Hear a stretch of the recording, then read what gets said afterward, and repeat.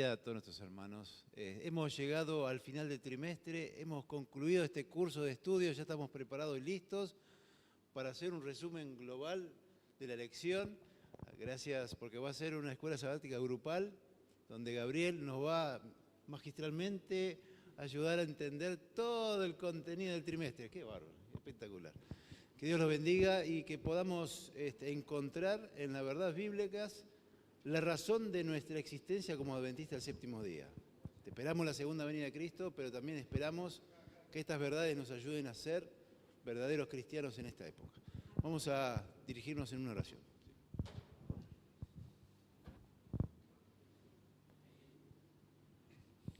Queridos hermanos, vamos a arrodillarnos para hacer la primera oración.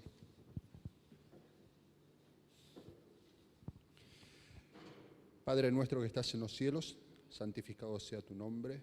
Muchas gracias, Señor, por un sábado más de vida y un sábado menos para tu segunda venida. En este momento queremos invitarte a que estés con nosotros, a que nos ilumines para que podamos entender la lección de escuela sabática. Oramos en el nombre de Jesús. Amén.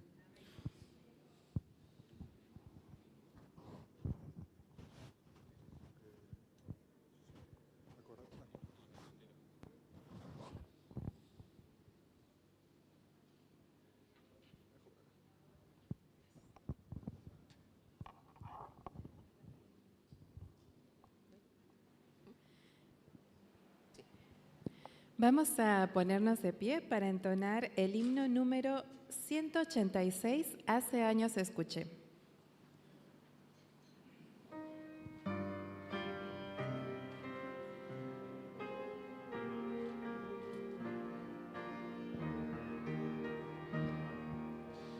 Hace años escuché que Jesús volverá, con gozo acepté esa verdad. La esperanza firme está, pues ahora bien yo sé que mi Cristo muy pronto volverá. Todo proclama con poder y las señales anuncian ya el fin. Atención, la vista levanta, la redención muy cerca ya está. Odio y guerras por doquier, violencia y maldad. No dudes, vendrá el buen Señor. Su promesa cumplirá, por sus hijos volverá. Si confiad, pronto nuestro Rey vendrá. Todo proclama con poder y las señales anuncian ya el fin. Atención, la vista levanta, la redención muy cerca ya está.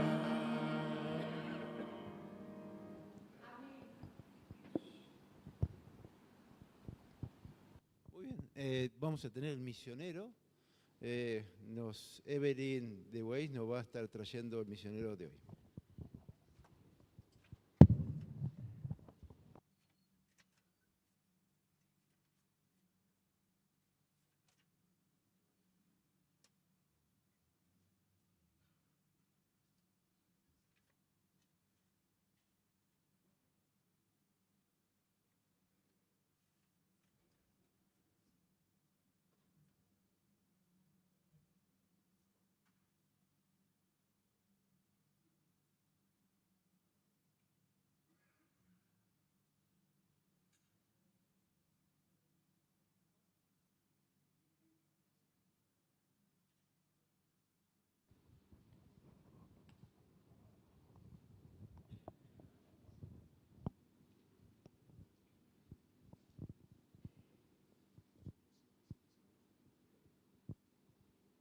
Buenos días, hermanos. Es un enorme privilegio para mí traer esta mañana a mi mamá. Mi mamá, Evelyn Ruth Gerber de Weiss, con sus 93 años, nos acompaña esta mañana por una razón muy especial. Los diezmos y las ofrendas las ofrendas de este 13º sábado, hoy, van a Tailandia.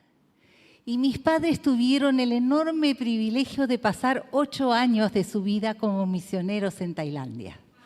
Así que esa es la razón por la que ella, con sus 93 años, vino a pasar esta mañana acá y a contarles un poquito de su experiencia misionera en este país tan lejano y tan exótico.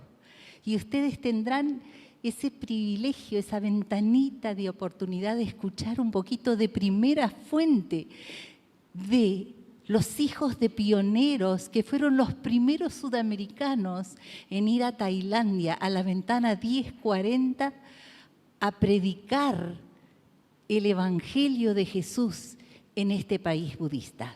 Allí ven ustedes Tailandia, un país democrático en el medio de países comunistas. Y ustedes ven allí que está entre Birmania, Laos, Camboya y Vietnam y Malasia, todos países comunistas, un país democrático. Tailandia, con una población de 70 millones de habitantes y el idioma tailandés, con 95% de su población budista y solo un 1.5% de cristianos, de los cuales muy poquitos son adventistas, es una democracia que tiene un rey que figura solamente como la figura, tal cual como en Inglaterra, pero está dirigida por un primer ministro. Y Bangkok, su capital, tiene una población de 6.4 millones de habitantes que fue fundada en 1782, una ciudad muy, muy vieja. Era entonces la capital del famoso reino de Siam. Ustedes habrán escuchado de Siam, de ahí vienen los siameses, los gatos siameses, los mellizos siameses unidos por la cabeza y muchas cosas siamesas del famoso reino de Siam, ahora conocido como Tailandia. Esta es Bangkok hoy en día, una ciudad sumamente moderna, cosmopolita, muy grande, muy linda, que tiene más de 400 templos budistas, uno más hermoso que el otro, y que es conocida como la Venecia del Oriente por sus hermosos canales. Mamita, ¿cómo se llama el río que cruza la ciudad de Tailandia? El río que cruza la ciudad. Más cerquita y a ver si el micrófono de mamá anda. Ya en un ratito va a hablar ella. Yo estoy nada más que haciendo una rápida introducción a Tailandia. El río se llama Chao Phraya y corta la ciudad en dos.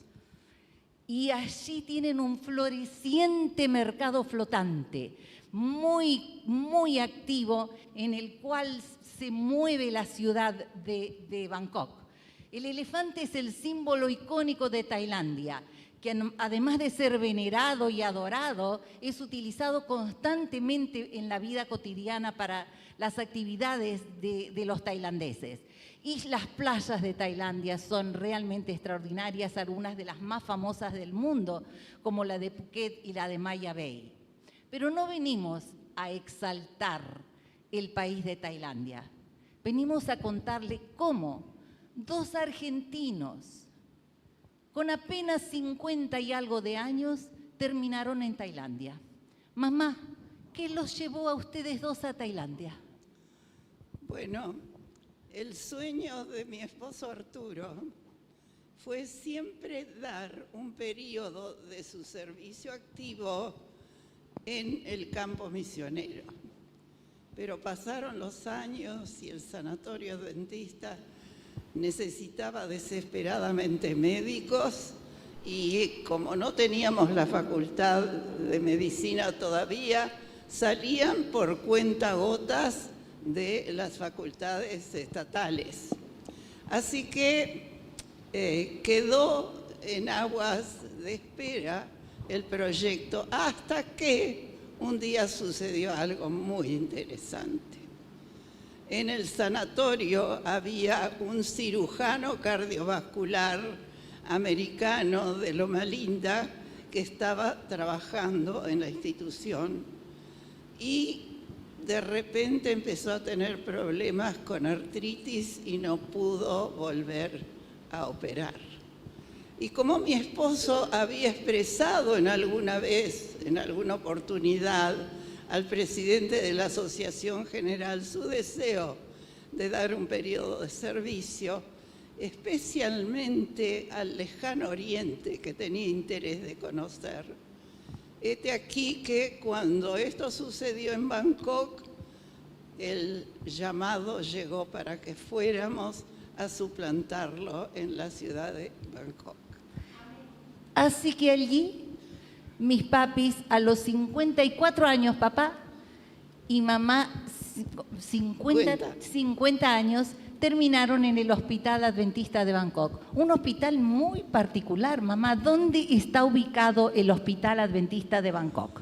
Bueno, evidentemente la obra médica empezó en Tailandia como cuña de entrada de la iglesia y el Sanatorio Adventista de Bangkok fue el primer sanatorio privado del país.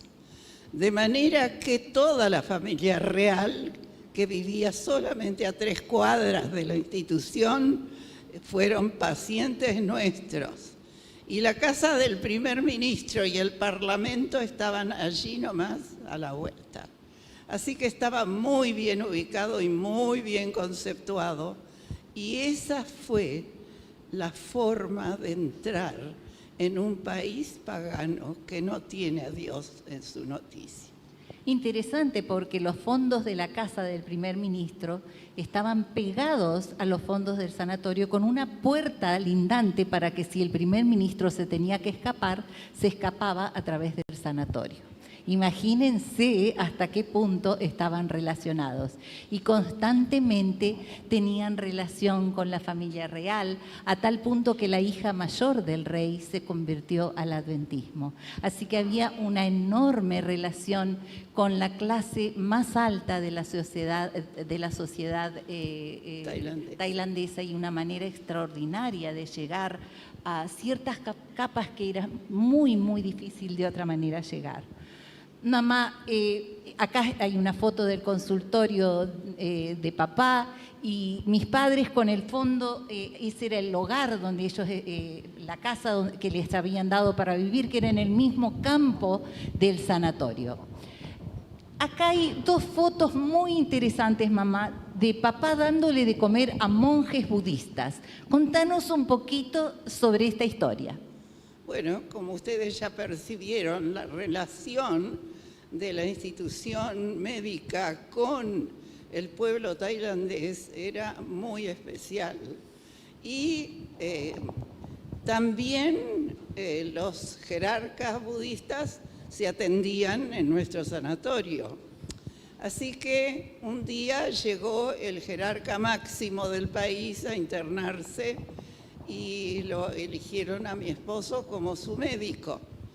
Y estuvo tan feliz, tan cómodo, tan bien atendido, se sintió tan querido que cuando mi esposo le dijo, bueno, usted ya puede tener el alta, dice, no, pero yo quiero quedarme unos días más. Y se quedó hasta el día de su cumpleaños. Se regaló un día en el sanatorio como regalo de cumpleaños. Y hizo algo más. Lo invitó a mi esposo a ir a la Wat, que es como llaman a la iglesia a los budistas, a la fiesta de su cumpleaños. Y mi esposo, por supuesto, aceptó, fue a la Wat para la fiesta. Y allí el sacerdote había hecho una fiesta para convidar a todos sus sacerdotes budistas y le pidió a mi esposo que él les sirviera. Así que ahí lo ven sirviéndole a los budistas, a los monjes, el día de su cumpleaños. Por supuesto, arroz. Arroz 3 veces al día comen los tailandeses. Bueno, Y mamá, en un país budista es extremadamente difícil predicar el Evangelio. Lleva años llegar a la gente, conocer a la gente y hacer amistad con la gente. Así que nos contabas cómo, no solamente, de paso, cuento rápidamente que durante los 2 primeros años, 4 horas todas las mañanas tenían que ir a la escuela a aprender tailandés, que es un idioma oriental totalmente diferente, para poder comunicarse y para poder entenderse. Y la manera más importante de llegar a otros es ¿qué, mamita? Nuevamente tengo que repetirlo vez tras vez. No hay otro método para llegar al corazón de la gente que el que utilizó Jesús cuando estuvo acá. El servir a las necesidades de la gente con amor, con cariño, poniéndose en su lugar, haciéndoles sentirse queridos y especiales, abre los corazones y lleva su tiempo, lleva continuidad en el dedicarles tiempo y cariño. Pero tengo buenas noticias. Nosotros tuvimos la gran alegría de ver los resultados antes de volver. Amén. Pero 8 años estuvieron allí. Y estas fotos son las fotos de sus hijas adoptivas. En el sanatorio hay una escuela de enfermería, 3 años, con un 4.º año para parteras. Y era la costumbre que cada grupo de enfermeras tenía un consejero que las seguía durante esos 3 o 4 años. Los papis fueron consejeros de un grupo y los siguieron durante esos 3 años, mamá, y este era tu grupo de hijas adoptivas que realmente fueron tus hijas. Contanos brevemente, porque ya se nos terminó el tiempo, ¿qué resultados vieron en este grupo de 23 hijas adoptivas? Esas 23 hijas adoptivas venían todos los miércoles a lo que nosotros llamamos culto de oración. Y teníamos, por supuesto, una meditación religiosa, cantábamos y las chicas cantaban que parecían todas cristianas, les encantaba cantar. Después teníamos algún juego social, les compartíamos algo para comer y nos comunicábamos sobre la vida de ellos y lo que hacían. Y el resultado final, cuando se graduaron y un poco antes, 3 de ellas tomaron la decisión del bautismo. Y como frutilla del postre, una de ellas se casó con el pastor de habla inglesa de nuestro sanatorio. Y cuando papá falleció en el año 2020 como resultado de COVID, recibimos una hermosa carta de quien era el presidente de la Unión Tailandesa, que en ese momento era el presidente y era este joven casado con la hija adoptiva de mis padres. Los frutos del trabajo misionero, de 8 años de servicio en Tailandia. Los frutos de servir al Señor haciendo la obra de Jesús, llenar las necesidades y representarlo, como dijo mamá, llenando las necesidades que se puede hacer lejos y se puede hacer acá. Mamita, acá también podemos hacer la obra del Señor, ¿verdad? Por supuesto, el mismo método que Jesús empleó aquí en la tierra y vino para darnos ejemplo, no solamente para morir por nosotros y rescatarnos de nuestra situación desesperada, sino también para darnos un modelo de vida. Y hoy en día, hermanos, hay tantas necesidades al lado nuestro que solo necesitamos pedirle al Señor empatía y sabiduría para percibirlas y corresponder con nuestro cariño. Muchísimas gracias. Un feliz sábado para todos.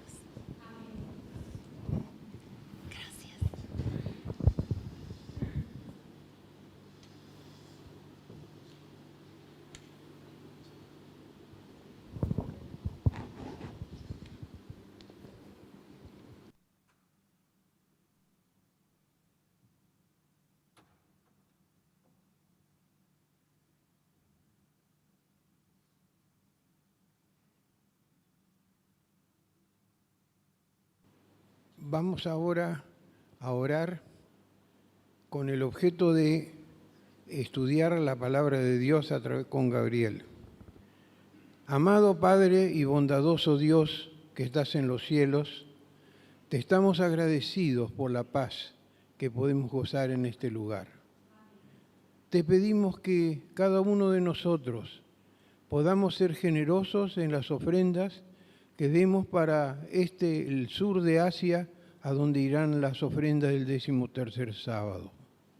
Querido Jesús, también te queremos pedir y agradecer mucho por todo lo que tú has dejado en tu palabra, para que sepamos claramente qué es lo que está ocurriendo en el mundo y qué es lo que va a ocurrir, lo más hermoso cuando tú vengas y podamos tener la paz eterna. Quiero pedirte, oh Dios, que tú bendigas especialmente a Gabriel ahora, a dirigirnos al repasar los estudios que hemos hecho en este trimestre acerca de las profecías. Te lo pedimos y lo agradecemos en el nombre de Jesús. Amén.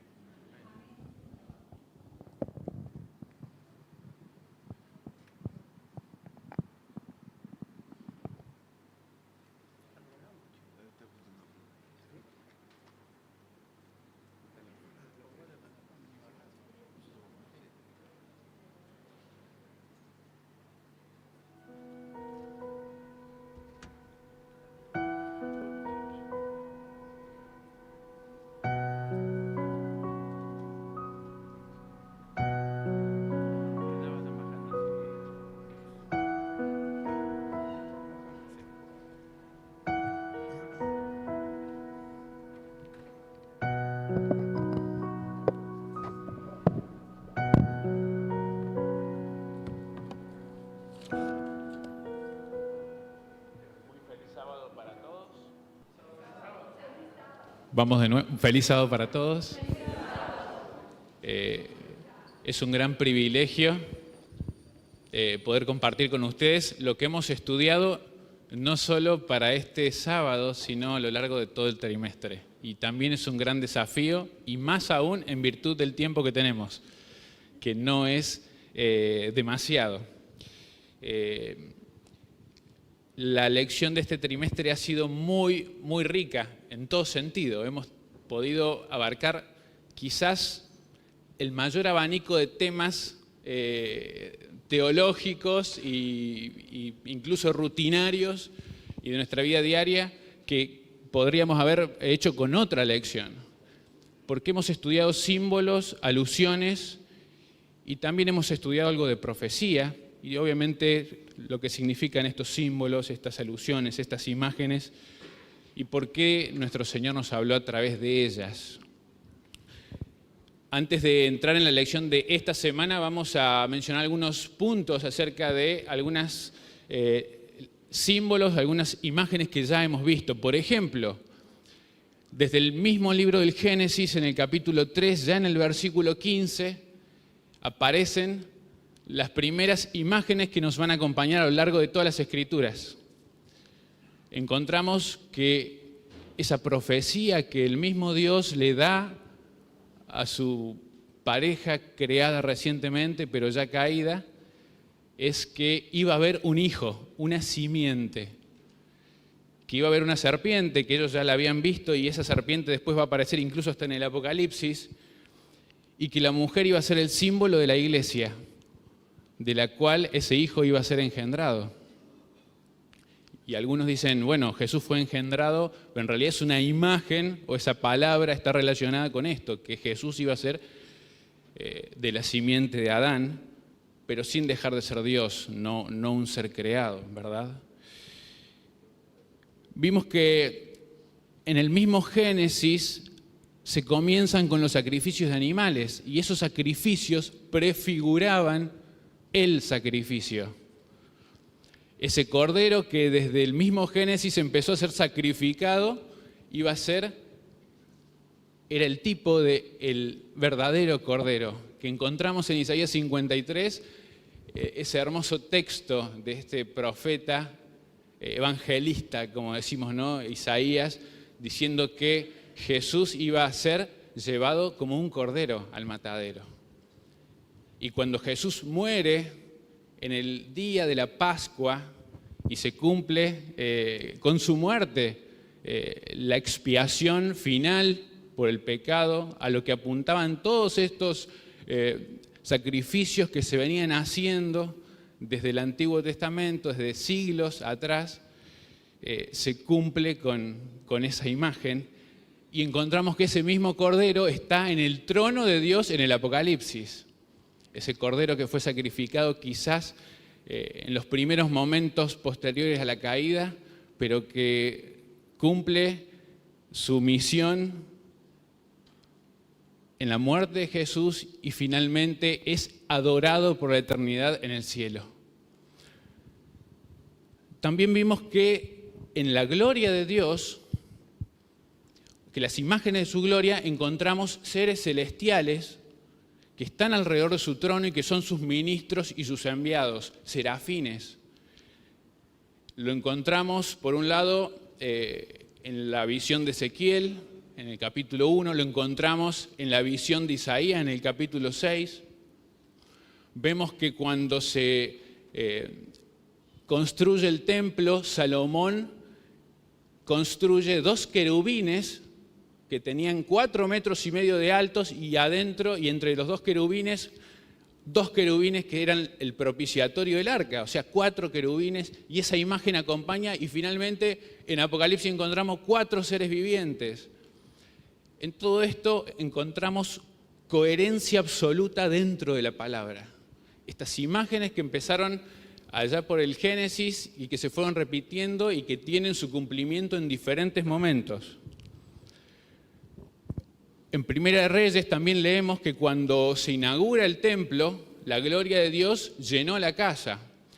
En Primera de Crónicas, el mismo relato, pero ahora en el libro de Crónicas, leemos que descendió fuego del cielo después que terminó de hablar Salomón y consumió los sacrificios y la casa se llenó de humo.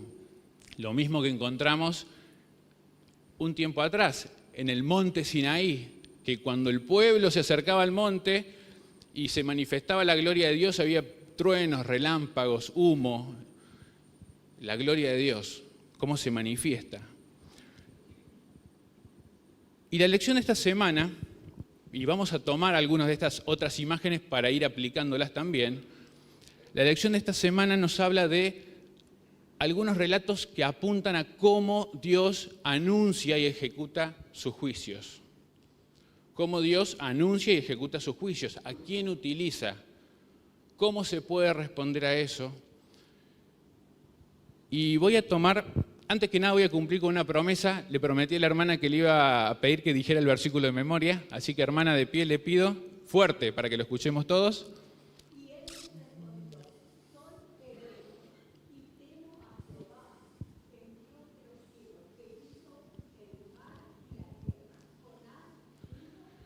Muchas gracias. La lección de esta semana comienza con la historia de Jonás. Y esta es la declaración que hace Jonás en el barco cuando en medio de la tormenta estaban desesperados buscando quién era el responsable por esto. Y él hace esta declaración y finalmente es arrojado al mar y es tragado por un pez. Y los voy a invitar a que busquemos, para empezar, Mateo 12:38, que es uno de los textos a los cuales hace alusión nuestra lección, y les pido disculpas si no pido mucha participación, porque el tiempo nos va a correr y la idea es que podamos abarcar varios puntos, no solo de la lección, sino también del trimestre en este repaso. En el capítulo de Mateo, en el versículo 38, encontramos que después de que Jesús hace declaraciones a un público que de hecho les habla del pecado contra el Espíritu Santo, algunos de los escribas y de los fariseos le respondieron diciendo: Maestro, deseamos ver de ti una señal. Él respondió y les dijo: generación mala y adúltera como ustedes demanda señal, pero señal no les será dada sino la señal del profeta Jonás. Como estuvo Jonás en el vientre del gran pez 3 días y 3 noches, así estará el Hijo del Hombre en el corazón de la tierra 3 días y 3 noches. los hombres de Nínive se levantarán en el juicio con esta generación y la condenarán porque ellos se arrepintieron. Y sigue un poco más el texto, ¿no? Y cuando nos encontramos a estas personas pidiéndole una señal a Jesús, la pregunta es, ¿acaso ellos no habían visto milagros de Jesús? ¿Acaso no habían visto sanaciones? ¿No habían visto quizás a Jesús convirtiendo el agua en vino? ¿No habían visto manifestaciones de su poder? ¿Qué señal le estaban pidiendo? Y en la historia del pueblo de Israel y en la historia bíblica encontramos que una señal era la de suma importancia, o a la que ellos le atribuían la mayor atribución de poder, valga la redundancia. ¿Cuál es? Hacer descender fuego del cielo. Cuando Dios ejecuta su juicio contra Sodoma, algo que vimos hace muy poco, desciende fuego del cielo como una manifestación del deseo de Dios de raer a esa nación, a ese pueblo impío, y es destruido. Cuando Salomón inaugura el templo e invoca el nombre de Dios, es fuego del cielo el que cae y consume los holocaustos. Ellos no prendieron fuego. Y finalmente, la historia de Elías es la que marca como el hito que queda impreso en la mente de los judíos, del pueblo de Israel y obviamente en este caso ya del pueblo judío, que es ese intercambio que tiene en el Monte Carmelo el profeta Elías con los profetas de Baal. Y en el primer libro de Reyes, en el versículo 18, vamos a leer solamente algunos de los versículos, no todos, en función del tiempo.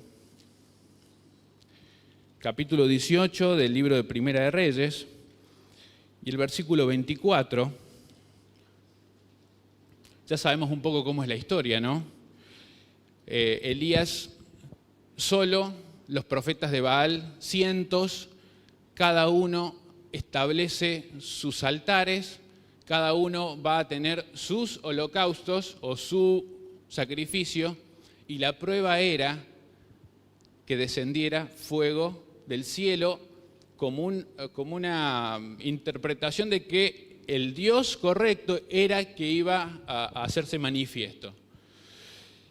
Y en el versículo 24 dice, invocad vosotros el nombre de vuestros dioses, yo invocaré el nombre de Jehová, el Dios que responda por medio de fuego, ese es Dios. Y ellos le dijeron, bien dicho, hubo un acuerdo de cómo se iba a manifestar el verdadero Dios.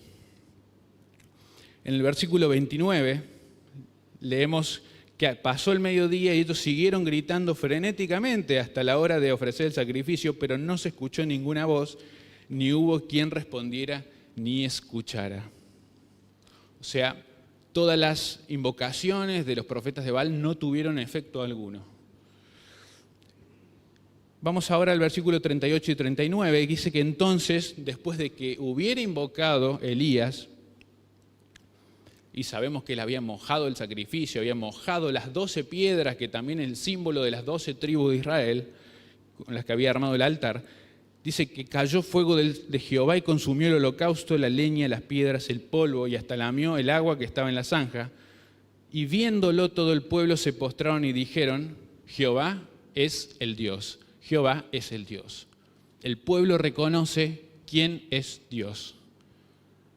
Y esta manifestación, esta señal, no se repitió solamente aquí. Si nosotros vamos al libro de Segunda de Reyes, el capítulo 1, que no lo vamos a leer, nos encontramos con una situación muy particular de Elías, el cual estaba separado ya de la vida pública aparentemente, y Ocosías manda a ciertas personas a buscarlo y dicen, sí, hay un hombre que está vestido con unas pieles y o sea, se vestía de manera muy... Dice, ese es Elías, vayan a buscarlo y tráiganlo.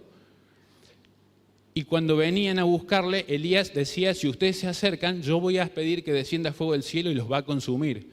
Y consumió a 1 más 50 y a 1 más 50. 2 veces hizo descender fuego del cielo para matar a personas que tenían un mal propósito en relación con él, hasta que Dios le dijo, no lo hagas más. Entonces el poder de Elías, ungido de Jehová, se manifestaba con esta señal y era la señal que pedían de Jesús. Señal de fuego, señal de consumición, de purificación, de poder. ¿Y por qué era tan importante para los judíos que Jesús, si era el verdadero Mesías, tuviera esta señal? Porque en Malaquías, el profeta, podemos leerlo en el capítulo 4, el versículo 1 al 5, Malaquías escribió que el día del Señor iba a venir, pero no sin antes que viniera el profeta Elías. Y para ellos, Elías iba a venir con estas señales. Nosotros sabemos que en el tiempo de Jesús, Elías vino con otra señal. Y ahora vamos a ver por qué. Y cuando Jesús dice, la señal que yo les voy a dar no es la del profeta Elías, o no es la que ustedes quieren, sino la del profeta Jonás, es interesante porque ellos querían fuego, pero la señal del profeta Jonás era una señal que involucraba el agua. Estar muerto o estar en el fondo del pez y después salir del agua simbolizaba justamente la muerte de Jesús y su siguiente o consiguiente resurrección. Esa era la señal del profeta Jonás. Y cuando nosotros estudiamos este trimestre, ¿cuál es el significado del bautismo? Dice que no sabemos, en el capítulo 6 de Romanos, que nosotros somos bautizados en su muerte y después nacemos y salimos del agua hacia una nueva vida. Justamente es esta señal, la señal del agua. Y cuando pensamos que Juan el Bautista vino como el segundo Elías para enderezar las sendas y preparar el camino del Señor, ¿qué es lo que hacía Juan? Juan bautizaba. Y algo que es muy interesante es que cuando le preguntan a Jesús, ¿cuál es tu testimonio acerca de Juan? En el capítulo 5 del libro de Juan, lo hemos leído también en este trimestre. Perdón si los hago buscar mucho, o si algunos versículos los pasamos por arriba, pero la idea es que podamos hilar un poquitito algunas cuestiones de este trimestre. En el versículo 35 dice que él, hablando de Juan, él era una antorcha que ardía y alumbraba. Y esta es una imagen alucinante, porque estamos hablando ahora de que nosotros somos llamados también a tener un rol como anunciadores. Así como Jonás tuvo la misión de ir a anunciar a Nínive cuál iba a ser su destino, así como Elías también en su momento lo hizo, pero no es el tema de esta semana. Juan, cuando viene a anunciar, dice Jesús que él era como una antorcha que ardía. Y cuando pensamos en una antorcha o en una luz y pensamos en la palabra, nos tiene que venir a la mente automáticamente el Salmo 119, 105, que lámpara es a mis pies tu palabra y lumbrera mi camino. Y esto es algo muy interesante porque todos estos profetas y nosotros hoy tenemos que alumbrar con la palabra, no con otra cosa, no con otro mensaje, no con otra falsa luz, la luz que es la luz de la palabra. Y otra cosa relacionada también con esto que vimos este trimestre, el Salmo 104 se nos habla que Dios es magnífico, que tiene un trono poderoso, y en el versículo 4 del Salmo 104, que los invito a buscarlo, Salmo 104:4, acá nos desviamos un poquitito del hilo del tema, pero me parece que vale la pena. Él dice que hace a los vientos sus mensajeros y a las llamas de fuego sus ministros. Y esto me parece alucinante.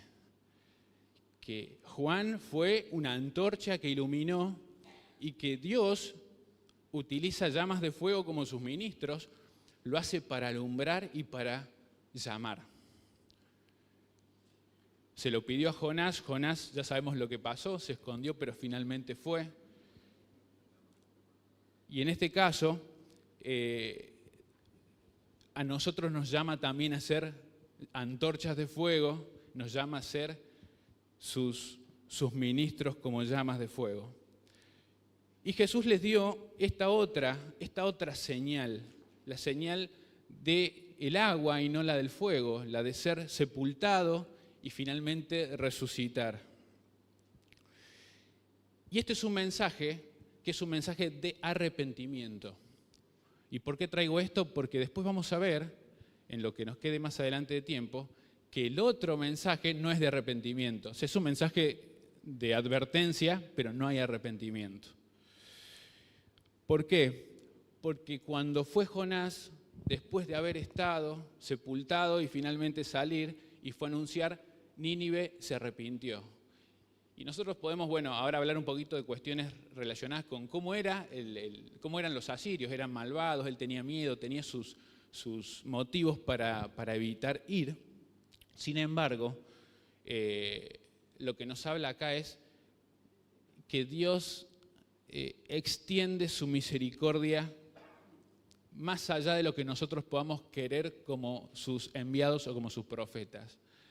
Y una de las cosas que menciona la lección de esta semana que me parece fundamental es el prejuicio que tenía Jonás para ir a predicarles a ellos. ¿El prejuicio cuál era? Señor, yo sabía que vos eras así de misericordioso, pero ellos son malos y nosotros somos tu pueblo escogido.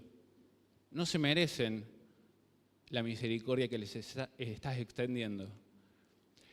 Y nosotros podemos caer exactamente en lo mismo, pensar quién se merece y quién no se merece la misericordia de Dios. Y el mensaje que tenía para dar no era un mensaje agradable. Y esto es otro de los puntos que quería tocar en relación con esto.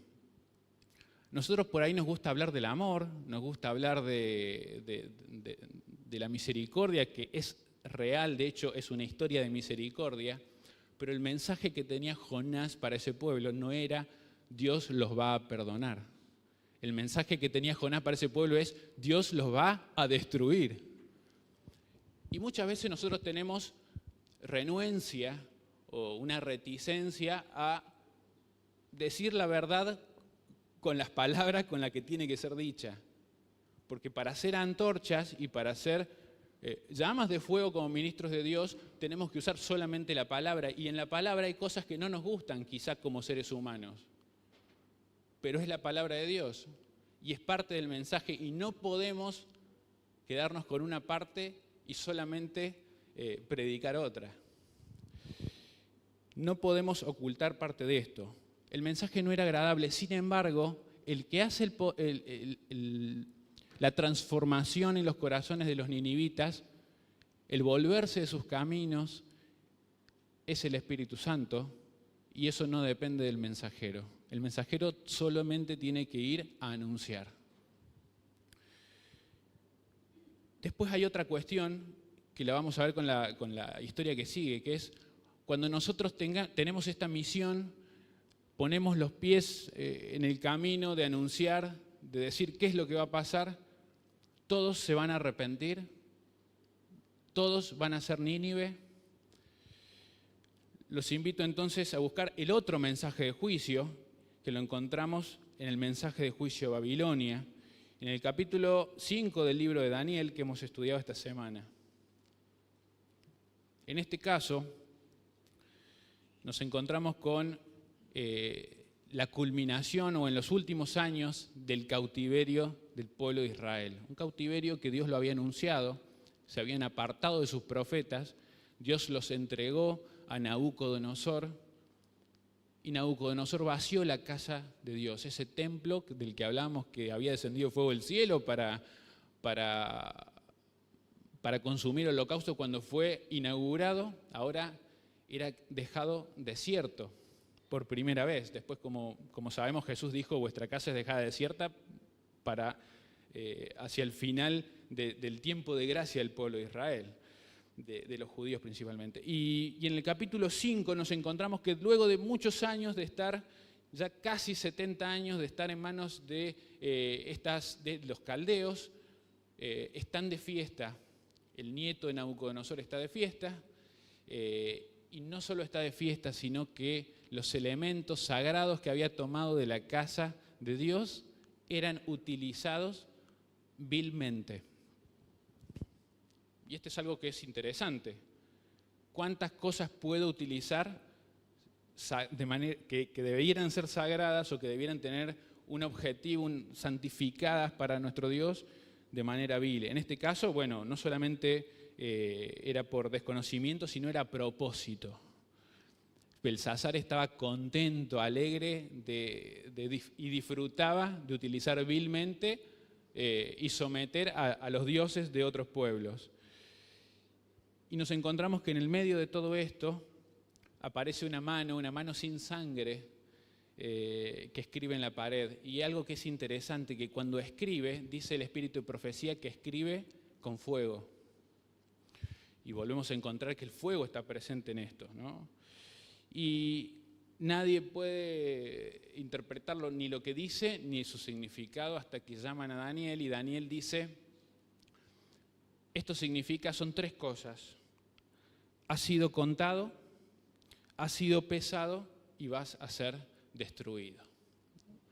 Y algo que no sé si les llamó la atención a ustedes, pero a mí me llamó mucho la atención esta semana, es que cuando uno lee esta historia una y otra vez, siempre me llama la atención, que es que a Belsasar no le importó el mensaje. A Belsasar, al contrario, él dijo, yo te voy a hacer tercero en mi reino, y lo cumplió. Le dice, bueno, traigan el anillo, traigan todas las cuestiones que le prometía Daniel. Y esto es interesante porque nos pasa también a nosotros. Nos puede pasar tanto anunciando como recibiendo el mensaje. Que creemos, sabemos que es cierto y puede ser cierto, pero tenemos tal dureza en nuestro corazón que no vamos a cambiar, y al contrario, vivimos nuestra vida de manera indolente en relación con ese mensaje. En este caso, Belsasar dijo, está bien todo lo que me decís de que Nabucodonosor se arrepintió, que era mi abuelo, que Dios lo perdonó, reconoció a Dios, pero yo no voy a hacer eso. Y la destrucción estaba a las puertas. En este caso, el mensaje, el anuncio, no terminó en arrepentimiento. Este anuncio terminó en destrucción. Y vuelvo a hacer la pregunta, ¿todos se van a arrepentir? Cuando tengamos que salir a predicar, ¿todos van a recibir bien la palabra? Algunos van a ser indolentes, otros se van a arrepentir. ¿Y de qué depende eso? Algo que hemos visto este trimestre. Dios respeta nuestro libre albedrío. Dios no va a salvar a quien se resiste a ser salvado. Antes de pedirle la señal, Jesús estaba hablando justamente de que hay un pecado que no se puede perdonar, el pecado de la blasfemia contra el Espíritu Santo. Y entonces nos encontramos con esta realidad que hoy por hoy en nuestra sociedad adventista y aledaña a lo adventista estamos escuchando mucho. Total, Dios va a salvar a todos porque Dios es amor. Y el amor de Dios se manifiesta en su respeto a nuestra libertad. Y el Camino a Cristo dice que Dios no va a tener consigo en el cielo a nadie que no pueda disfrutar de esa armonía. No va a haber nota discordante en el cielo. Va a ser consonante, no va a ser discordante. Entonces, puede ser que nos frustremos a veces como profetas de ir a anunciar algo, un mensaje que quizás no es tan lindo y que no está el resultado que nosotros queremos. Pero no está en nosotros, como profetas, como sus hijos que anuncian, sino está en cada persona tomar esa decisión. Nosotros solamente tenemos que cumplir. Jonás no quería porque Dios era demasiado misericordioso, ¿viste? Yo sabía, Señor. En este caso, Daniel podría haber dicho, voy a morir junto con todos los caldeos. Sin embargo, Daniel sobrevivió esta noche, por lo que sabemos, porque la historia continúa. Por otro lado, leemos también que Dios se arrepiente de algo que hace en la historia de Jonás, y eso es para otro estudio, pero lo hemos leído el trimestre pasado, que Dios se arrepiente si es para misericordia. En el sentido de que Él tiene un propósito que cumplir, lo va a cumplir, pero si nosotros lo buscamos de corazón, Él va a responder según su carácter, y Él no puede negarse a sí mismo. Eso lo leemos en Timoteo. Si nosotros nos arrepentimos, Él es fiel. Si confesamos, Él es fiel y justo para perdonar nuestros pecados y limpiarnos de toda maldad. Esta historia de Babilonia prefigura lo que iba a pasar en el futuro y lo leemos en el capítulo 16 de Apocalipsis. Los invito a buscar, no vamos tampoco a pasar demasiado tiempo en relación con esto, pero en el contexto de las postreras o últimas plagas escritas por el apóstol Juan, leemos en el versículo 12 que el sexto ángel derramó su copa sobre el gran río Éufrates, y como sabemos, el Éufrates era el río por el cual esa noche Babilonia fue tomada. Desviaron el río y los persas entraron por ese lugar. Y ahora en el futuro, dice, el sexto ángel derramó su copa sobre ese río Éufrates, y el agua de este se secó para preparar el camino a los reyes de Oriente. Vi salir de la boca del dragón, de la boca de la bestia y de la boca del falso profeta 3 espíritus inmundos semejantes a ranas. Son espíritus de demonios que hacen, ¿qué hacen? Señales. Y acá me detengo un poquito. ¿Satanás podría haber hecho que los profetas de Baal hicieran descender fuego del cielo? ¿Podría haberlo hecho Satanás? ¿Y por qué no lo hizo? El espíritu de profecía nos aclara esto. Dice que Dios no le permitió a Satanás que los profetas de Baal hicieran descender fuego del cielo. Lo pueden leer después en el capítulo, en el libro de Profetas y Reyes, en lo que se habla de esto. Pero estos enviados de la bestia al fin del tiempo van a hacer señales. ¿Y qué señales son? En el capítulo 13 leemos en el versículo 12 en adelante de Apocalipsis que ejerce toda la autoridad de la primera bestia, hablando de la segunda, y sus habitantes adoran a la primera bestia cuya herida mortal fue sanada. También hace grandes señales de tal manera que incluso hace descender fuego del cielo. Y esto es muy importante porque nosotros tenemos que estar advertidos de esto. Fíjense cómo en la palabra hay una coherencia absoluta desde el Génesis hasta el Apocalipsis. Y Satanás va a hacer una gran imitación hacia el final del tiempo. Estamos advertidos. Y estas personas que van a aparecer en este último casi combate, porque la séptima plaga es el Armagedón, perdón, esta plaga es el Armagedón, el sexto, pueden tener incluso el poder de hacer señales que en otra época Satanás no tenía permitido hacer. Y esto, por un lado, nos dice una cosa, que Satanás no puede hacer todo lo que quiere, para empezar, hasta ahora. Pero cuando el Espíritu de Dios se empiece a retirar, Satanás va a tener cierta libertad para hacer esto. ¿Por qué nosotros tenemos que saber estas cosas? ¿Por qué están en la palabra? ¿Para qué fueron escritas?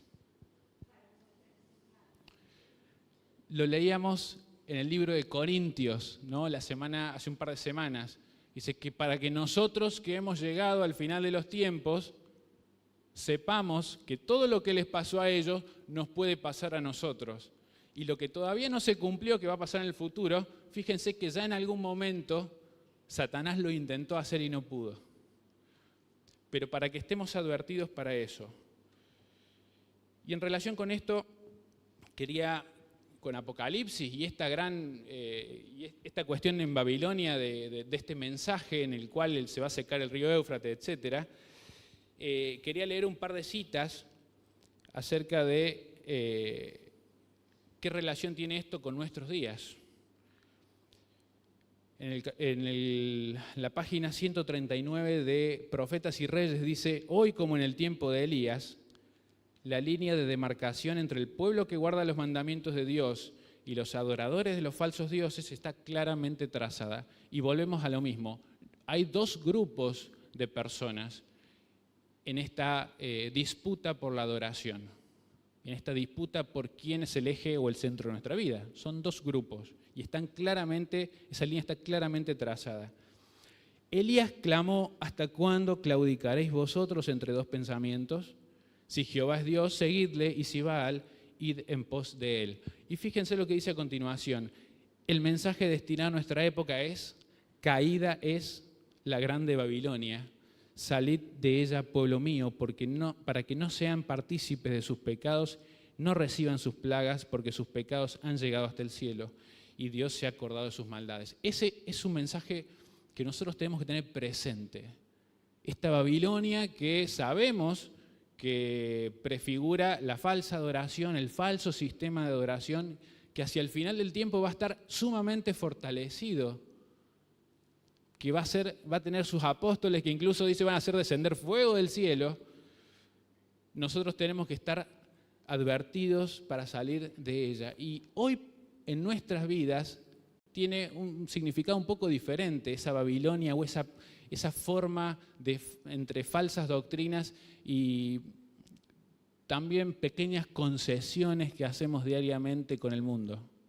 Podemos estar participando de Babilonia. Pequeñas concesiones que hacemos en relación con nuestra adoración en casa, en el sábado, en nuestras ideas que quizás no son tan correctas, pero a nosotros nos cae bien, nos gusta, y la sociedad evolucionó, entonces creo que ahora nosotros deberíamos ajustarnos un poco a lo que dice la sociedad. En relación con esto, voy a leer otra cita que dice lo siguiente: Elías fue un símbolo de los santos que vivirán en la tierra en ocasión del segundo advenimiento. Y por eso traje esta historia, porque Elías, si Dios quiere que nosotros estemos vivos a la hora de su venida, somos nosotros. O sea, Él nos representó.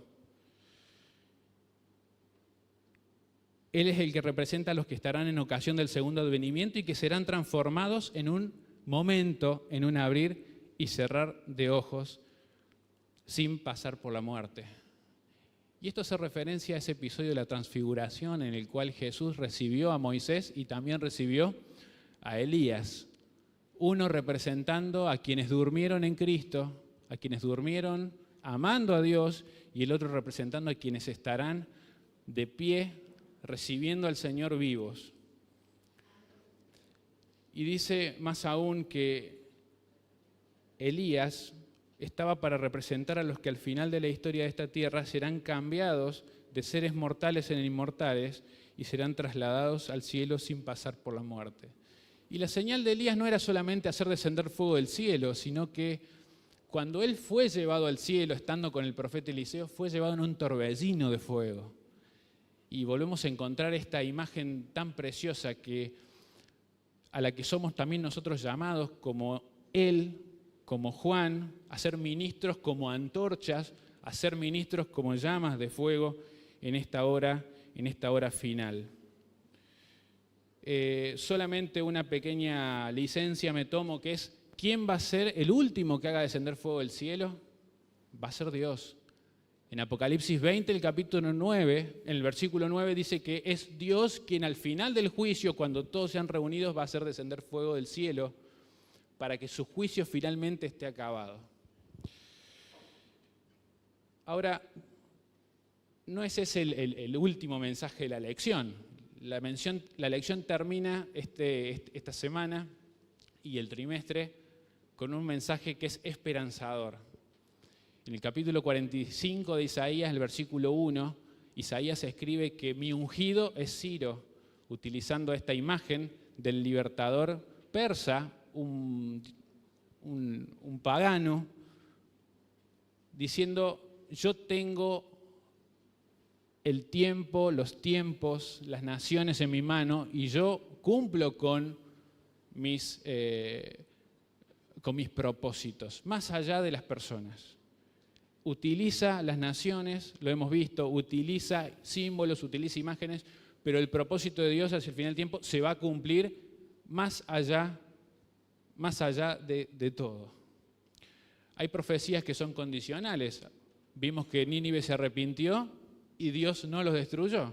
Pero hay profecías que son incondicionales y el juicio final de Dios va a ser completo independientemente de cualquier cosa. Ahora, ¿cómo nosotros, en medio de toda esta vorágine social, teológica, incluso por todos estos errores que hoy día estamos viendo a cada paso, personal, por las cosas que nos tocan vivir, podemos mantenernos firmes con la esperanza de esperar a nuestro ungido que venga a rescatarnos pronto. Y el libro Profetas y Reyes, ahora en la página 394, dice: la Biblia y tan solo la Biblia.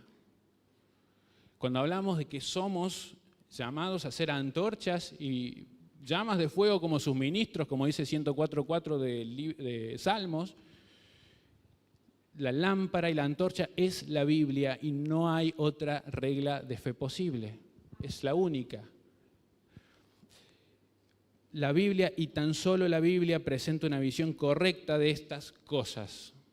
Si nosotros queremos saber qué va a pasar, si nosotros queremos saber qué tenemos que anunciar, si nosotros queremos saber cómo debemos vivir, es la Biblia y tan solo la Biblia. En ella se revelan grandes escenas finales de la historia de nuestro mundo, acontecimientos que ya se anuncian y cuya aproximación hace temblar la tierra y desfallecer el temor de los corazones de los hombres. Sin embargo, y este capítulo termina en la página siguiente diciendo que prometió Dios librar a su pueblo. Yo hago tornar de la cautividad las tiendas de Jacob, entonces se habrá cumplido el propósito de Dios. Los principios de su reino serán honrados por todos los que habiten debajo del sol. Tenemos la mayor certeza de victoria en las promesas de nuestro Dios.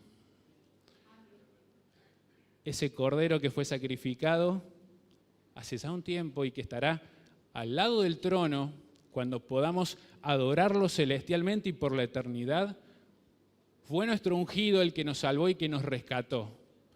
Pero Él también nos pide que nosotros seamos sus llamas de fuego, que podamos anunciar claramente el mensaje que tiene para esta hora y que podamos vivir una vida conforme también a sus propósitos. Espero que podamos meditar en esto y este ha sido un gran trimestre. El trimestre que viene hablaremos del libro de Éxodo, que es un libro maravilloso.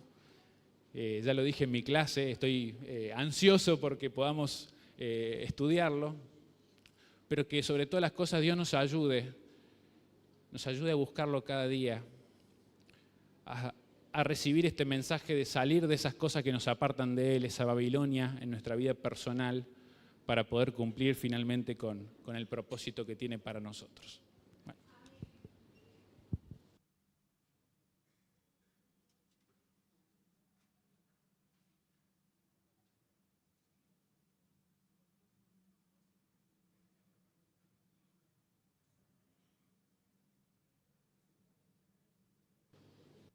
Le agradecemos a Gabriel por el repaso de la lección y por este resumen que hizo. Vamos a continuar con el siguiente programa, pero antes de eso quiero invitarlos a que podamos adquirir, ya sea de manera física o a través de alguna descarga, la lección del trimestre que viene, que se titula El Éxodo, viaje a la tierra prometida. Es un tema prometedor y en la lección de maestro de escuela sabática, en la página 148 hay un programa a nivel mundial que se llama TMI, que significa todo miembro involucrado. Y este programa es para hacer con la escuela sabática, con los hermanos de escuela sabática. Es un programa mundial donde se puede hacer de diferentes maneras, que sería TMI personal, TMI interno y externo. Este programa invita a que nosotros planifiquemos cosas. Por ejemplo, el TMI interno, el grupo de escuela sabática lo que hace es programar visitas para hermanos que no están viniendo, por ejemplo, o para conocernos un poquito más y saber las necesidades de mi hermano de escuela sabática. El TMI externo justamente invita a planificar cosas para hacer, para predicar el Evangelio a los vecinos o a toda la comunidad o a toda la ciudad. Y después tenemos el TMI personal que anima a los miembros de Escuela Sabática a estudiar profundamente la lección de Escuela Sabática. Y tenemos como ejemplo el TMI interno, serían los primeros 15 minutos de la lección de Escuela Sabática, la confraternización para conocernos. También tenemos en la última página una guía de Escuela Sabática de grupos pequeños, que también es una idea para justamente la Escuela Sabática. Son 13 grupos pequeños, son 13 temas, uno por cada día de los que la Escuela Sabática elige para juntarse, y tenemos una guía de estudio de la Biblia. Bien, vamos a invitar ahora a los... ¿puedo ver? Tenemos una presentación de la clase número 3. La clase número 3, quiero invitarlos porque ellos van a presentar ahora un video.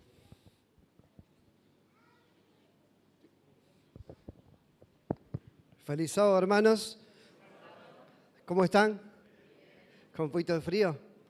Somos la clase 3, estamos de este lado. Mi nombre es Mauricio y nos pidieron como clase que hagamos algo misionero, que lo empezamos a charlar y dijimos, bueno, ¿por qué no empezamos a ir a iglesias pequeñas, iglesias que necesitan apoyo?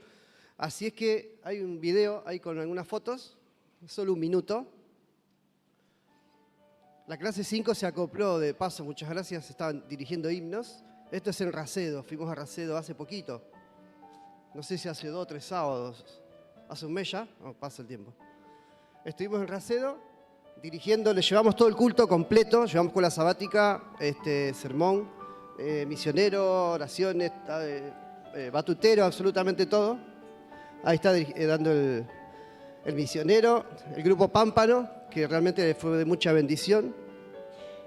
Dividimos 2 clases de Escuela Sabática, llevamos 2 maestros.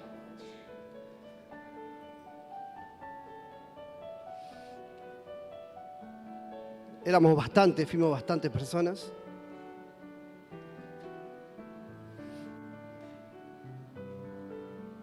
El relato de niños, también llevamos, el relato de los niños. Ahí está esperando Lali para predicar, en un ratito predicó, antes del grupo Pámpano.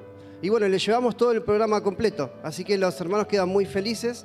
A nosotros nos hace muy bien porque acá tenemos a veces poca oportunidad, somos muchos, de predicar, de hacer cosas y demás, y ahí, bueno, le llevamos el programa completo. Lo hacemos cada 3 meses. Fuimos a la iglesia de Strobel en febrero, y Dios mediante, el último sábado de agosto vamos a ir a Crespo Campo. Así que bueno, muchísimas gracias. Gracias, Mauricio, Dios los bendiga. Y a continuación tenemos el Ministerio Infantil que también tiene su presentación. Acá está.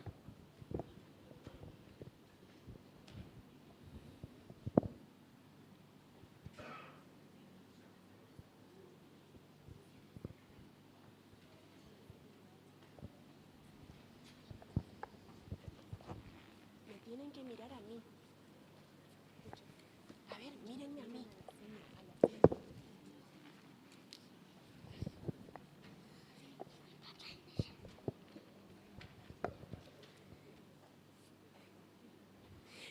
¿Cómo están? Bien.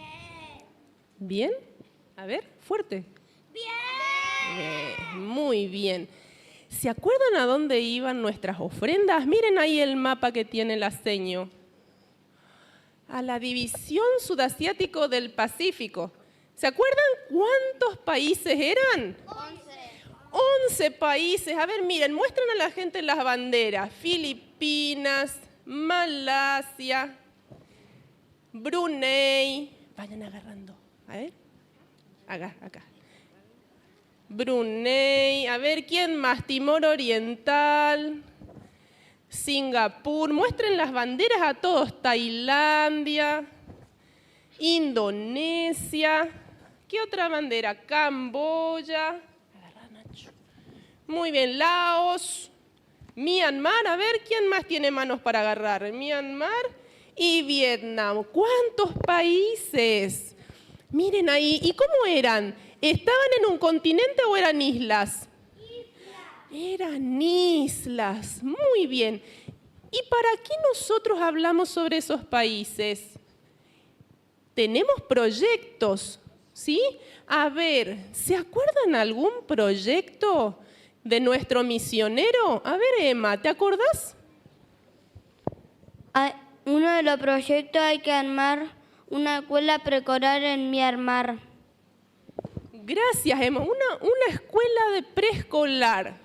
A ver, Benja, a ver, ¿te acordás? Cientos de influencia en Myanmar. Gracias, Benja. A ver, Abdiel. Uno de los proyectos misioneros en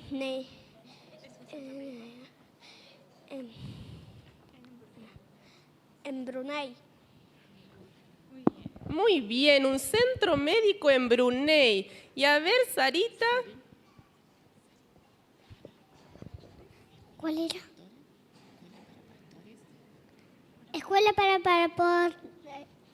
los pastores. En Indonesia. Muy bien, escuela para pastores en Indonesia. ¿Y cómo nosotros ayudamos a esos proyectos? ¿Se acuerdan? ¿Qué teníamos que hacer este 13º sábado? Llevar la ofrenda al misionero. Claro, porque si no, no podemos llevar adelante los proyectos. Para que construyan nuevas iglesias. Muy bien, exactamente, para que todos estos proyectos... Así que, ¿qué tenemos que decirle a los grandes? ¿Qué tenemos que hacer hoy? En el misionero. Dar ofrendas, muy bien. Ahora, esto es lo que normalmente hacemos en el momento del misionero y ahora vamos a cantar una música con los chicos para terminar este momento. Vamos a ponernos de pie, vamos a pararnos.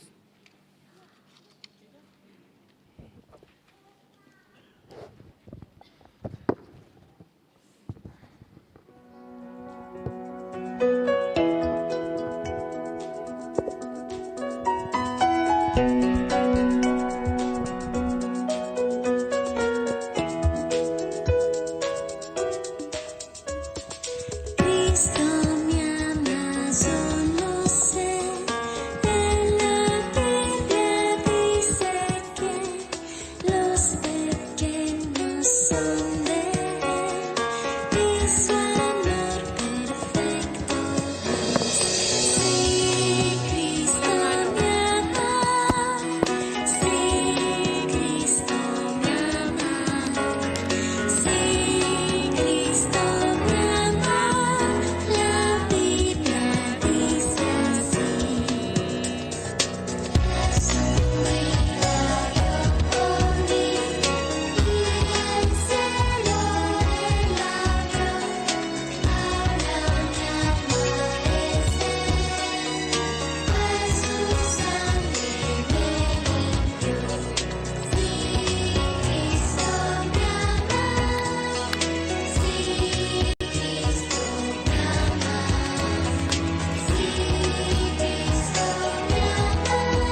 La Biblia dice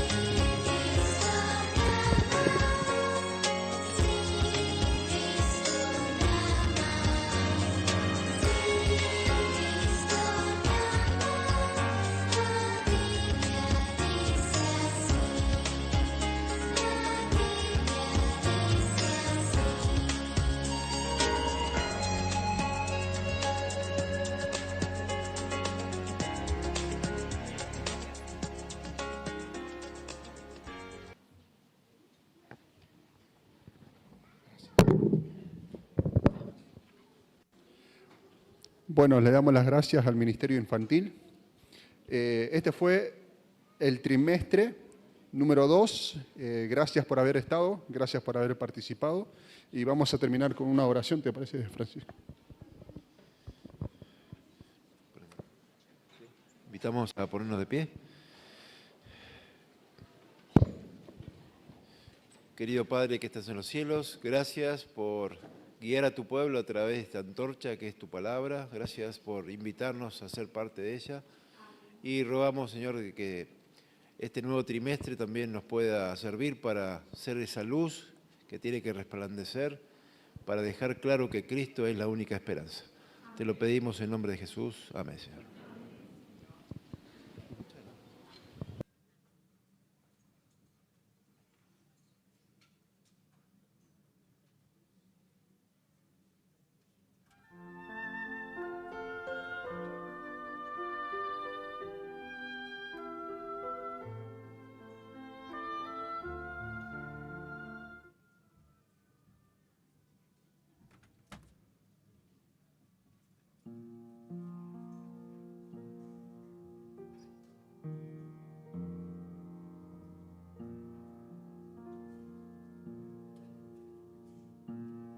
Feliz sábado, hermanos. Vamos ahora a alabar el nombre de Dios cantando el himno número 178. Contemplé la gloria.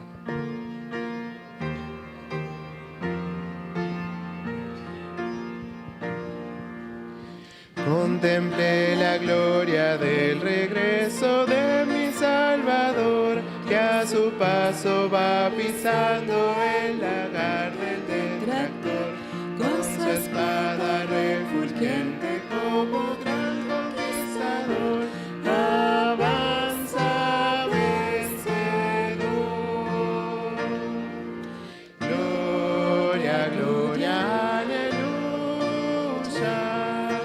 Gloria, gloria, aleluya. Gloria, gloria, aleluya. Venciendo ven Jesús. Cual el lirio de los valles, Cristo vino a nacer para revelar del Padre el poder transformador. Él murió para salvarnos y anunciamos por doquier que avanza vencedor. Gloria, gloria, aleluya. Gloria, gloria, aleluya. Gloria, gloria, aleluya. Venciendo ven Jesús. Ha sonado la trompeta que jamás se rendirá. Ha juzgado a los mortales su divino tribunal. Respondamos prestamente al Señor que nos hará victoria eterna. Gloria, gloria, aleluya. Gloria, gloria, aleluya. Gloria, gloria, aleluya. Venciendo ven Jesús.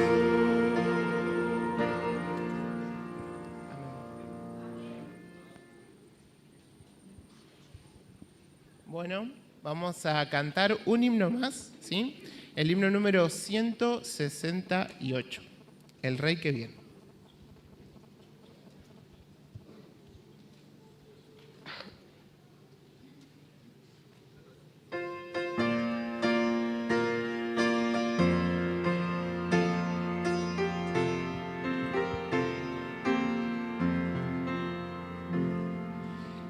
El Rey que viene cerca está, el mismo que en la cruz murió, mas solo viene esta vez por los que rescató.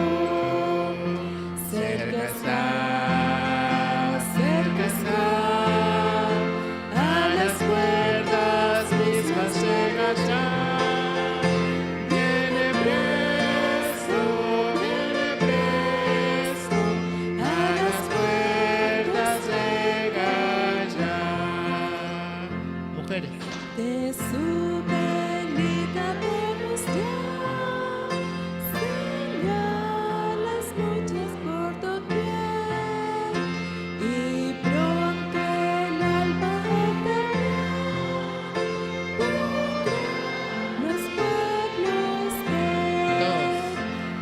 cerca está, cerca está, a las puertas mismas llega ya.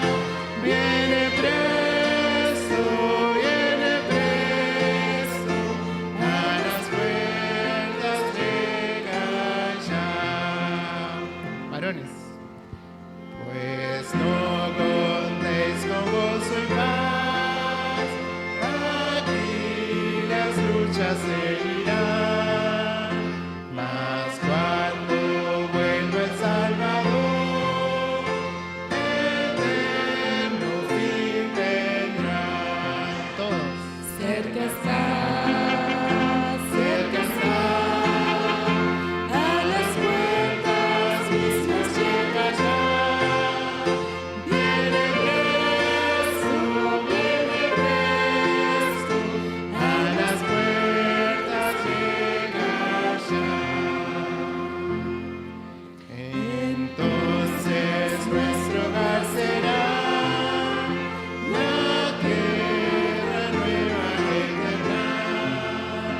La muerte nunca entrará, pues todo es inmortal. Cerca está, a las puertas mismas llega ya. Viene presto, a las puertas llega ya. Amén.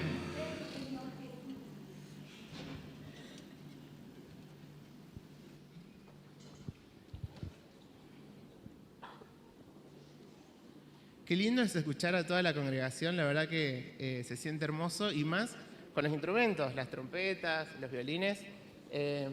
Es un anticipo a lo que va a ser en el cielo cuando estemos todos juntos alabando a nuestro Dios, ¿sí? Vamos entonces ahora a comenzar nuestro segundo servicio entonando el himno número 22. Jehová está en su santo templo.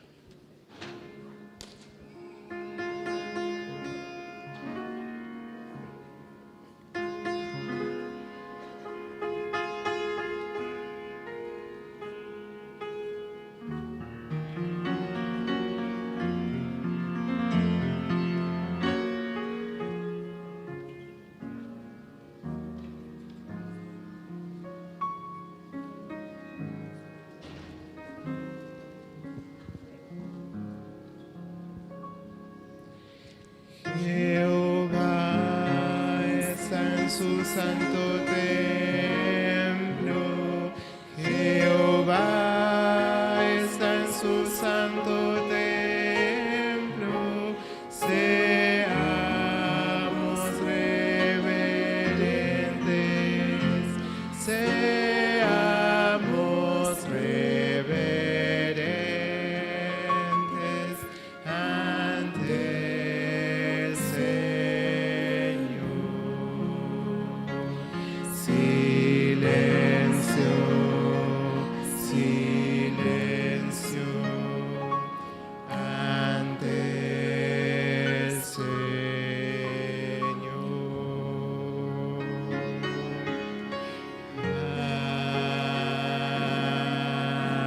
Amén. Himno número 20. Nos ponemos de pie.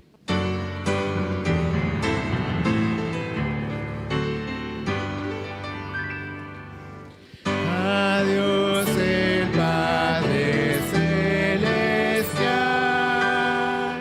al Hijo nuestro Redentor, al Eternal Consolador, unidos todos a alabar.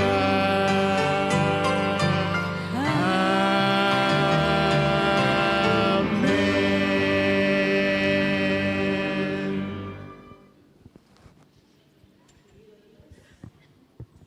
Querido Dios y Padre que estás en los cielos, estamos agradecidos a ti por encontrarnos este sábado en la iglesia, por venir a adorarte, Señor, agradecerte, por poder tener la posibilidad de escuchar alabanzas a tu nombre. Gracias por lo que vivimos en la semana, porque nos recuerda lo importante que es estar a tu lado. Te pido, Señor, que estés en medio nuestro y que tu Espíritu Santo pueda trabajar en cada corazón. Lo rogamos en el nombre de Jesús. Amén.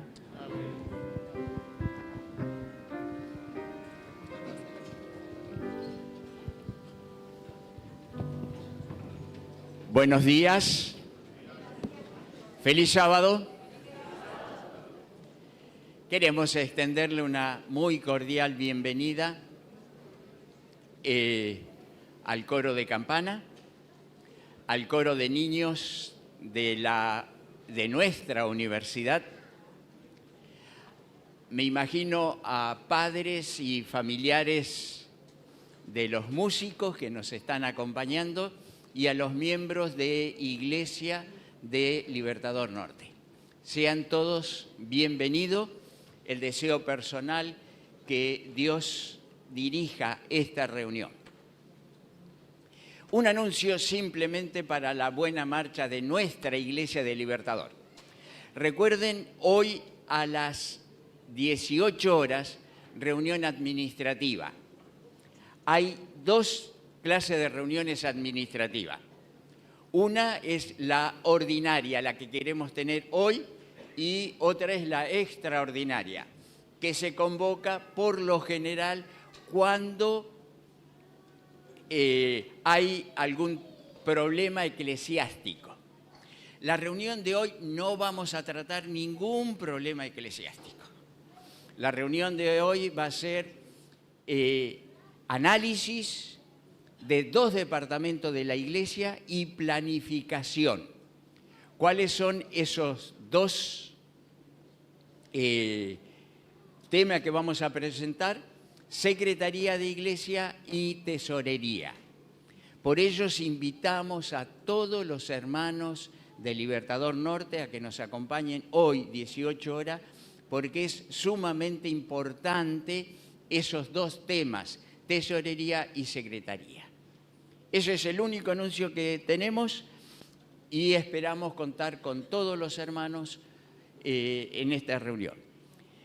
Vamos a continuar nuestra adoración a Dios y en esta oportunidad vamos a cantar el himno Oh, qué esperanza, 181. Perdón, tengo que presentar Gabriela, creo que es muy conocida, la directora de nuestra escuela. Ella tendrá, ¿cómo podemos decir?, el tema central. Walter nos va a dirigir en la oración de rodillas y Armando Peralta, anciano de esta iglesia.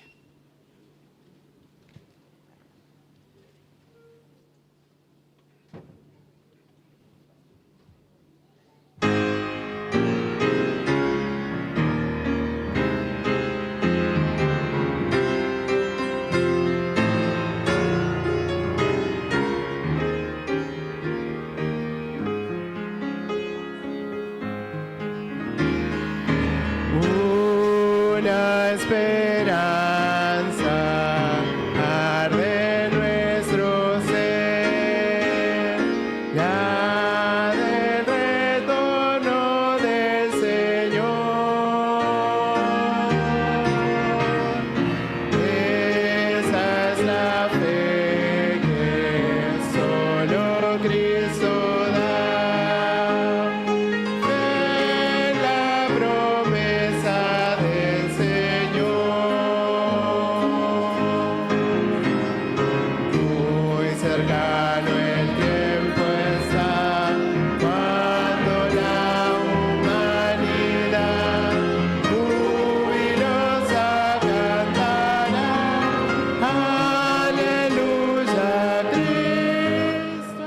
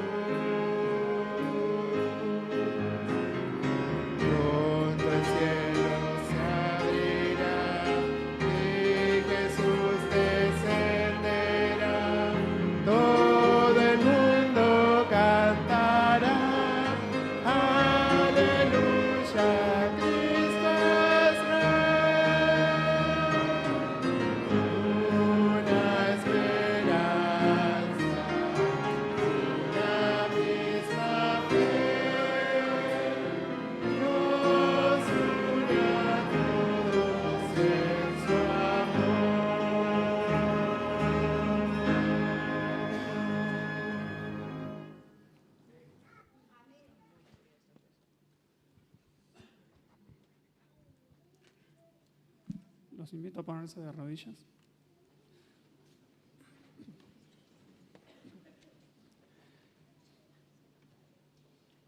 Querido Padre que estás en el cielo, queremos agradecerte una vez más por poder estar reunidos aquí en tu casa de oración. Queremos agradecerte por poder estar en tu presencia, Señor, permitirnos. Y, Señor, queremos también orar en este momento por los diezmos, por las ofrendas, que con tu bendición pueden ser utilizados de la mejor manera en tu obra, Señor. También agradecerte por la oportunidad de este mensaje que vamos a tener especial en esta mañana. Queremos pedirte, Señor, que lo estés dirigiendo a todos. En el nombre de Jesús, amén. 4. 524 traían en silencio primera y última estrofa.